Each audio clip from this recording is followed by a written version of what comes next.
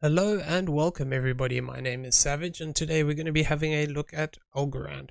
We haven't visited this video for a couple of days and that's partly because I've been sick and I apologize for that, but we're going to be talking about where we think this is going and how far we think we can go down with this and basically a couple of options within this move. First off, I'd like to say thank you for watching the video. If you're enjoying the content, please smash that like button, hit that subscribe button if you haven't already, and why not leave us some feedback in the comment section down below. Yeah, we're almost at 200 subs now, so would really appreciate someone tipping us over the top there. Wink wink. Okay, so let's get into the price action. So we were looking at a few things last time. We were basically, when we last looked at this, we were still within what we were looking at as potential for a 5-wave move here. We also did discuss the fact that this could actually just be an ABC and that we could start to break down and take this low. So that's what seemed to be happening. So I'm going to remove this potential 5-wave move off of there, and I'm also going to remove this box off the top here. So effectively what we've had here is just an ABC correction to the upside since we last looked at this. So I was talking about the fact that we're still looking for this 4th wave here, and this 4th wave could look to travel up into this box zone here, and we did just briefly touch onto the bottom of it and then we started to move away. So now the important thing here is how we've moved away.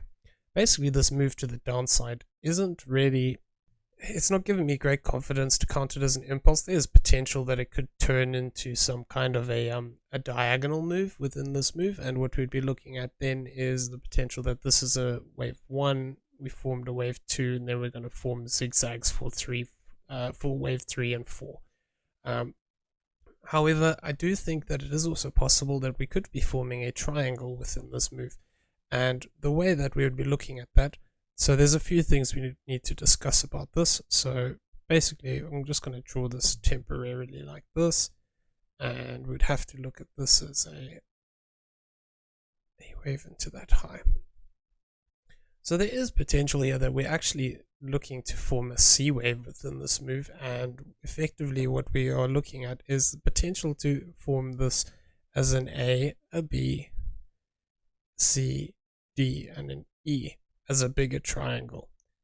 So it is also possible that potentially the C wave is over here and we have a much smaller triangle developing, and effectively what we would be looking at is maybe even being within this D wave and then looking to break back to the upside for that E wave before continuation to the downside. If this is the case, if I zoom in on this a little bit, so we make it a bit bigger, the only problem within this is the structure of this. So we could argue that this C wave's completed here, and then maybe we're getting a more complex D wave in a double zigzag formation. And basically what this would be looking at then is the potential that we could actually still see a little bit more downside here. And the one-to-one of this would be this 16, 17. So it is possible that we could move down towards this 1-to-1 zone and we could form this as a triangle as we have shown here. Though moving back above this high point here of 1685 or moving below this low point here of 1607 would invalidate this potential of having a triangle like this. Like I also said, it is also possible that we are not completed this C wave and that we have a bigger triangle forming here. And if that's the case, what we'd be looking for effectively is that we could have the C wave being a more complex move where we have this ABC move to the upside like this. And we have come down already. If I throw a fib onto this, we have already come down to this 702 zone. So I wouldn't really want to see it come down much lower than this 1624. Or the 16, well, at a maximum the 1618 area as a B wave retracement. So we could technically have completed this move, and if I just throw the 1-hour stochastic RSI on, we can see that we're in the oversold position. So it is possible we could start to see a move to the upside. So if this is the case, what we'd be then looking at is the potential that maybe we actually are already within the C wave, and this could actually look to become an ABC, and the 1-to-1 of this target area would actually bring us back up here to the 1708 region. So that is one of the things that I'm looking out for. Unfortunately, if this is a triangle, we don't really get confirmation. If I just move this over here and say that we're still within this C wave, we don't get confirmation until we actually form the D wave. So we just need to bear in mind that if this does play out as a triangle, we'd only get confirmation that once we form this ABC to the upside, as we have indicated there, by forming an additional ABC to the downside in a 3-wave move. So only one of these waves is allowed to become complicated. So if it is the C wave, then we'd expect just a normal zigzag down for this D wave. The E wave can then play out either as a zigzag, so a 3-wave move to this upside, a 5-3-5, or it could also play out potentially as a triangle. So that's something we just need to bear in mind, that if we do see this develop as a triangle, we could see this range bound movement, basically failing to break back above this 1722 and also staying above this zone here of the 1607. Continuing within this zone could potentially lead us up for this triangle that we have shown on here. The alternative for this that we need to keep an eye on is, should we look to break above this high point here of the 1722, we could actually have some kind of an impulsive structure here with a diagonal, an expanding diagonal within this, where we have this as a 1, 2, 3, 4, and a 5. I don't really like counting too much on diagonals, but the alternative here is, instead of looking at this as a triangular pattern, so if I just move these out the way, I can actually remove this now because we don't need this box area and this red line because we've moved down below it, potentially this as well. Okay, so because we've had this as an ABC to the upside, and then now we've also got an ABC to the downside like this, what we could have is actually a flat correction here instead. And if that is the case, what we could be looking for effectively is either for this to become a expanded flat correction, or it could be a running flat correction. I wouldn't like to say that this is a correction, a running flat correction completed into here, just because of the overlap. The only way this works as a 5-wave move is basically if this is a leading diagonal, and this would have to be a wave 1 and a 2 if that is going to become a bigger 5-wave move. Alternatively, it could also just become a WX and a Y, where this becomes an ABC, and then we break down from there. So that ABC target, like we talked about earlier, off this current low, is basically, let me get it right on there. There we go. The 1707 zone. So it is possible we could form this just as a W, an X, and a Y, and then we start to break down from there. Or alternatively, we could look to push higher. If we do just break down from this point, basically what we'd be looking at is the potential that we would look for a 5th wave that would come down towards this 1579 to this 1537, though we'd have to be aware that we could have some further we'd be looking for that to come down into this zone. If we start to get these waves forming, then we could actually get a better picture of it.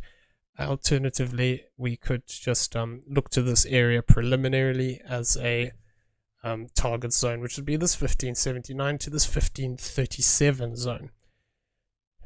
That would be if we play out as a WXY move.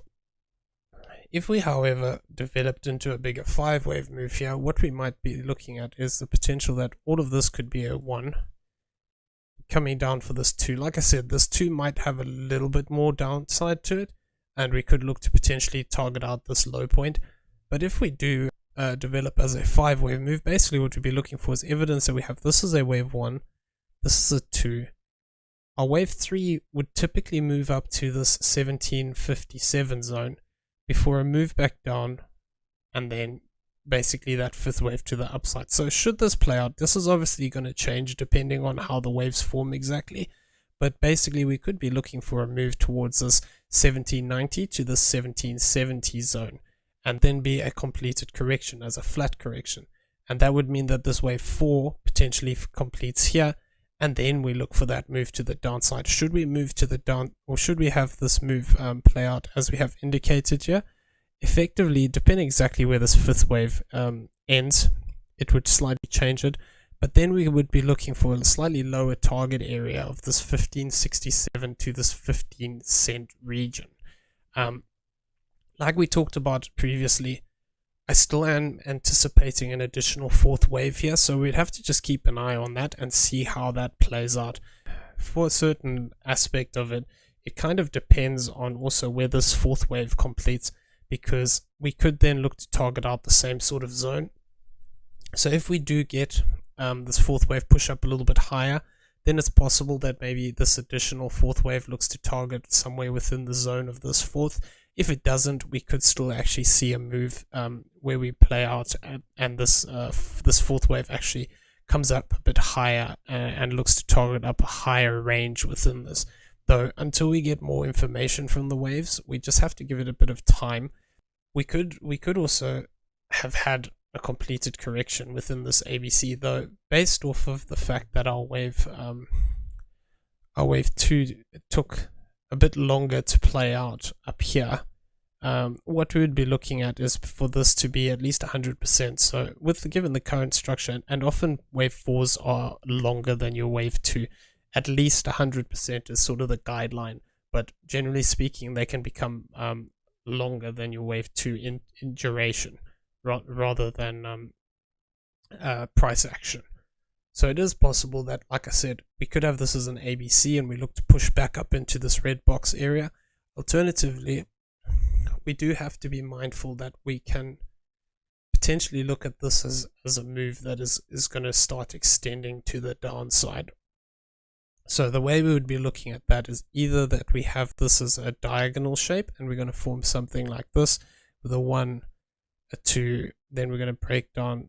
This structure here is not giving me much inclination that we're going to have a 5 wave move because it's very choppy. But if we do break down and take this low point, what we'd be looking for is basically a 4 that overlaps and then a 5, and then we could actually look at this potentially as an ending diagonal within this move, or a wave 1. We'd have to just monitor it. If it's an ending diagonal, what we'd be looking at is, like I said, this move to be made up of 535 with a zigzag, and then an additional 535 in this wave 3, then a zigzag, then a 535 again for that wave 5. This is just one of the possibilities, but I do feel like we're going to be moving up first and then down, whether that's in this triangle shape or potentially even that 5 wave move to the upside. We could still be looking to target back into this zone. The thing we need to just be careful of here is, if I just pull this fib off of here, we move this down slightly, there is also the potential that we could actually see some extension within these waves. And if we did start to break down from this point and we moved past this 1532 zone, it would indicate to me that potentially we have a bigger 5 wave move in play here, where this is actually a 1-2. So this would become a third wave effectively, because then you'd have this as a 1-2.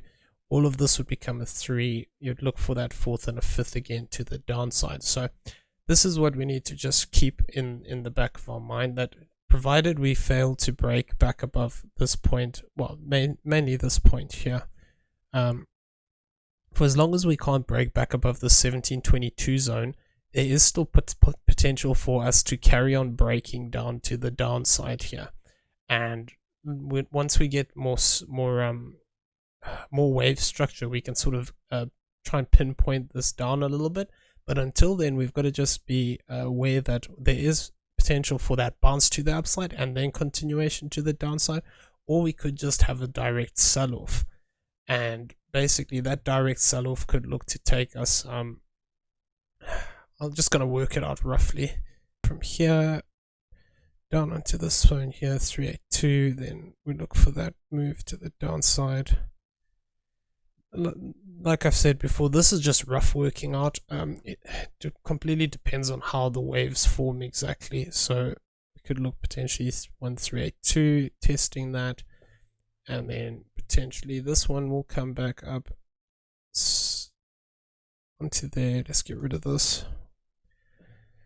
382, potentially testing that previous fourth wave again, and then we look for that continuation to the downside. So I mean, just roughly speaking, this could look to target out this 1495 to this 1469 should we have a direct sell-off from this point. And that's obviously provided that there's no further extensions. If there are extensions, then this would change the outlook, and we would be looking actually for a much deeper move. But there's nothing indicating that at the moment. And actually within this current move, like I said, until we break below this low point here of 1607, I would still be looking at the potential for that triangle pattern or that fourth wave pattern to come up a little bit higher here and retest some of these zones. Whether that is higher up into this 1849, which would be a 0.382 retracement, or even just back up into this zone and maybe testing out this 1756 or this 1707 again. That would satisfy the time period as a fourth wave, in my opinion, and then I'd be looking for that drop to the downside. Though if we do sell off, we've got a little bit of an idea of where we could end up here. If I just quickly throw labels on this again, so that'd be that 1495 to around that 1469 zone. Okay, well, we'll keep you up to date as best we can, and I hope you enjoyed the video. If you did, please smash that like button, hit that subscribe button if you haven't already. Like I said, almost at 200 subs. Really appreciate if you guys push us over the line there. And yeah, leave us some comments down in the comment section with regards to either coin requests or anything you'd like to see us do differently in the videos. We're always happy to hear back from you guys. Also in the description, you'll find an affiliate link to BYBIT. It's really a great exchange that what's the one we use when we're doing our trading, whether that's spot trading, leverage trading, longing, shorting the market. They have great risk management tools within there, so you can see all your liquidation prices and your profit and loss on your position before you've even made the position if you set it up. Really is great. Also in the description below, there's a link to Discord. Why not come and check it out? Once you're in the general chat area, just mention a member of staff and we'll be happy to help you out. Okay, well, I hope everyone has a great day, and until we see each other in the next video, take care out there. Just remember, this market's a bit choppy. It can go either way, so just be careful with your positions and your and use good risk management, please. Okay, take care, everybody.